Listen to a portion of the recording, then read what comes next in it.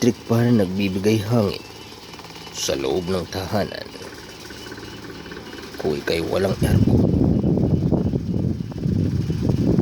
walang nagpapalamig sa iyong tahanan o sa iyong kwarto, na kung saan doon ika'y natutulog at nagpapahinga. Electric fan na pinaikot-ikot ng mga tao sa pamamagitan ng magnetic motor at rotor na narito. Nilagyan ng kasangkapan, manufacturing para mabuo at mag-isang tunay na electric fan. Nagbibigay hangin sa isang lugar kung saan ito'y narito. So katulad ng ginawa ng tao, pinaikot ang mundo hanggang sa ang mundo'y umikot at paikutin sila nito, na kung saan sila naroon makikita nila ang lagim, ang kapahamakan, ang karumihan.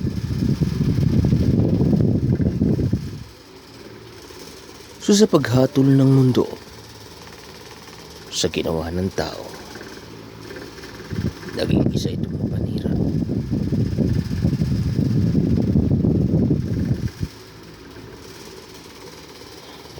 Hanggang sa ang tao'y masira ng masira, magkaroon ng kamatayan at katapusan, hanggang sa ngayon umabot sa muling hangganan na ang tao'y makita nila ang kanilang kahihiyan.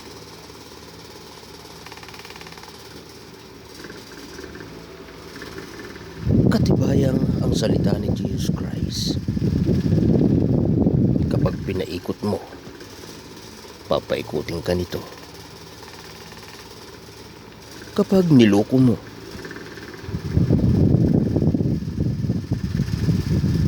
magkakaroon ka ng buhay na kung saan sa buong mundo ika'y mahihiya. So sa ginawa ng tao mula sa kanilang paghakbang, ngayon sila'y nasa kahihiyan. Katulad ng salita ni Jesus Christ, isa ka mang general, kapitan o hipe, nasa mataas sa posisyon, dala ang iyong sandata na ginawa mong katibayan upang ang kahiyay iyo ipamuhay at siyang maging iyong pamumuhay. Ngayon sila'y nakikita sa hearing sa isang senado, hearing sa isang kongreso, na kung saan sila'y napapahiya dahil mula sa pag-ikot ng electric fan, ginawa nilang paikutin ang tao, itago ang katotohanan, ilabas ang kasinungalingan.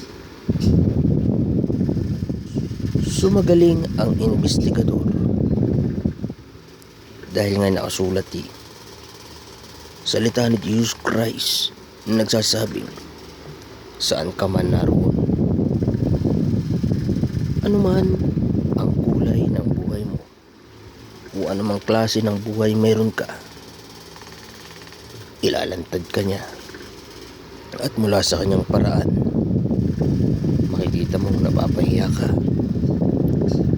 luluha, at sasabihin mo na ika'y nagkamali, nagkasala.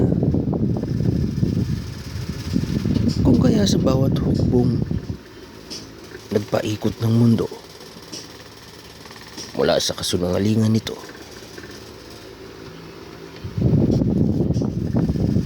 ngayon makikita niyo ang inyong sarili. Sariling ipinasok ang sarili sa hukay ng kahihiyan, hindi sa hukay ng kabanalan. At sinasabing ang inyong katawan ay nasa isang hukay nga. Nagsasabing to serve and to protect. So serbisyong ipinagmamalaki, hawak ang sandata. Subalit ang pinuntahan nito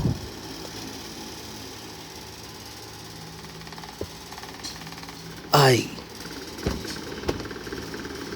ang isang sulok ng mundo na kung saan nag-iipon-ipon ang mga demonyo. So people, tao, sino ang pinotektahan nyo? Sino ang inyong binigyan ng serbisyo upang masabi nyo sa tama kayo hindi magkakamali? Subalit bakit sa mali doon kayo pumasok at ang mali ang inyong pinaglaban hanggang sa hugutin nyo ang sandata nyo at iputok nyo ito sa inyong kalaban? So kayo'y pumatay ng inyong kalaban nga o ng mga taong ibinigay sa inyo upang inyong patayin, upang maitago ang kanilang pagiging isang tunay na demonyo, pagiging isang tunay na diablo, at pagiging isang tunay na satanas sa kandungan ni Lucifer. So tao, ang kahihiyan ay nakakahiya. Urong pa doon. Sapagkat nga ang kahihiyan ay narito sa kadiliman ito. Pero hindi ganyan ang kadiliman. May liwanag pa rin, di ba, people? So, ipulpos mo man sa dilim, wala ka na makikita. Ayan ang dilim. Sa isang sulok ng madilim na sulok ng tahanan. So, kung wala ang liwanag, hindi mo makikita ang liwanag. Kaya, paging sa isang sulok ng tahanan, binigyan ito ng liwanag ng salita. Kaya ang salita ay nagliliwanag sa dilim, people. Salita ni Jesus Christ. So katotohanan ang sinasabi ko sa inyo, people. Katotohanan ang sinasabi ko sa inyo. Sa kasalanan, kayo'y may katapusan. Sa kasalanan, kayo'y magiging walang hiya at mapapahiya. Sa kasalanan, kayo'y mamamatay. Sa kasalanan ay walang liwanag ng kabanalan. Kung kaya, kapag yan ang inyong ipinamuhay, hindi kayo gagabayan ng liwanag na magpapabago ng inyong buhay. Hindi niyo makikita si Jesus Christ sa puso. Hindi niyo makikita ang salita ni Jesus Christ na nagbibigay ng tunay na dangal at karangalan sa isang So muli, alalahanin niyo si Jesus Christ. Sa bawat pagpapatawag sa inyo ng Senado, Galing pa dun. Kaya hindi ako makakasama. sa bawat pagpapatawag sa inyo ng Kongreso, totoo namang may mga tao doon nag-iimbestiga ng totoo. Pinalalabas ang kung sino kayo upang makilala niyo ang inyong sarili. At aminin niyo minsan sa buhay niyo na kayo nagkasala at gumawa ng kasalanan.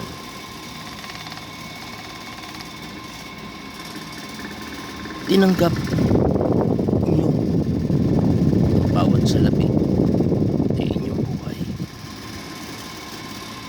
Nabulag kayo sa kandungan ng isang mapanlugong gabay ng isang demonyo dahil sa napakataas sa pangarap na sumisira sa bawat buhay ng nangangarap. Ang pangarap na ito ay hindi tugma sa kanyang buhay sa pamamagitan ni Jesus Christ. So, once again people, huwag niyong kalimutan si Jesus Christ. Humakbang kayo. Lumakad. Ipasok sa inyong puso ang mga salita ni Jesus Christ. Muli niyong buhayin ng inyong sarili.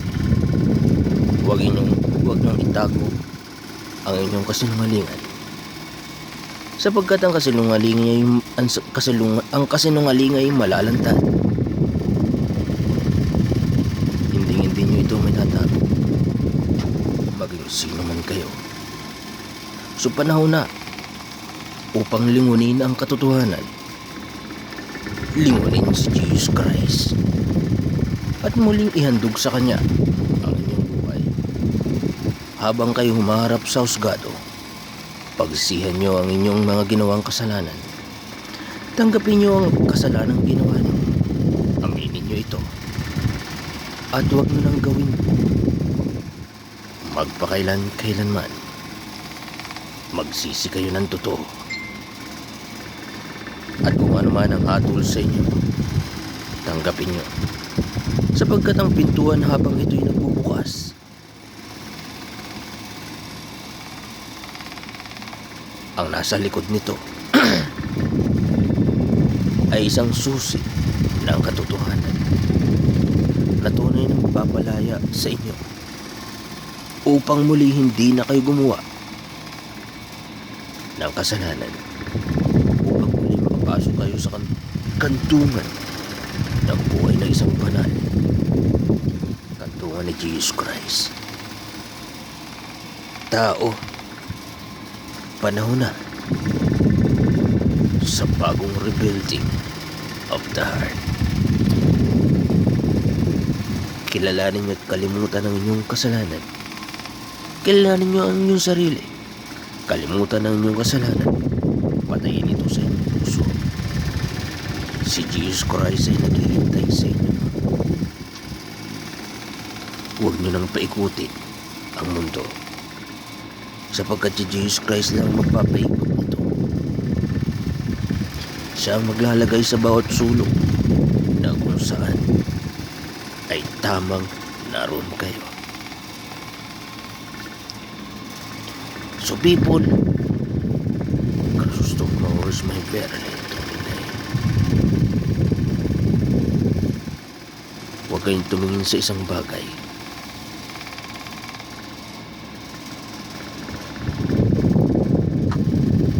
Na hindi nyo kailanman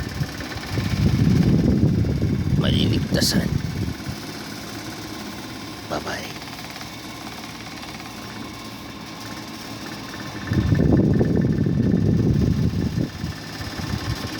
So once again, I am Chrysostom Noble,